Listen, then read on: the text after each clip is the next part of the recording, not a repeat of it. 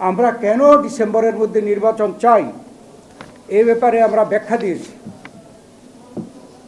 এই ব্যাখ্যা দিয়েছিলাম যে ডিসেম্বর হচ্ছে শীতকাল, এটা হচ্ছে নির্বাচনের একটা পরিবেশের সময়।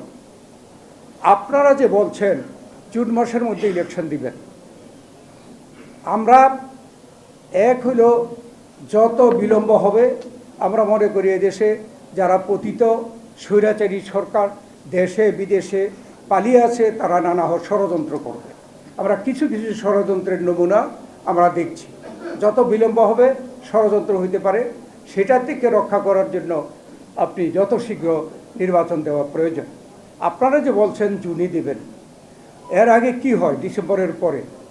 এর পরের বছরের জানুয়ারি মাস, এরপরে ফেব্রুয়ারি মাসে রোজা, এটা আমরা বলেছি। এই রোজাকে তো আমরা কেউ পিছিয়ে দিতে পারবো না, আপনারাও পারবেন না, আমরা রাজনৈতিক দলও পারবো না। এই রোজা এবং ঈদ নিয়ে 2 মাস চলে যায়, ফেব্রুয়ারি মার্চ, তারপরে আসবে এপ্রিল মে হচ্ছে দেশে পাবলিক পরীক্ষা, এসএসসি এবং এইচএসসি, এগুলোকেও পিছানোর কোনো সুযোগ নেই। আর এই এসএসসি এইচএসসি যে স্কুল কলেজ সেন্টার হয় সেগুলিতে কিন্তু ভোটের সেন্টার হয়। তো আপনারা তো এপ্রিল মে ইলেকশন করতেই পারবেন না। আর জুন মাসে পুরোপুরি বর্ষাকাল চলে আসে।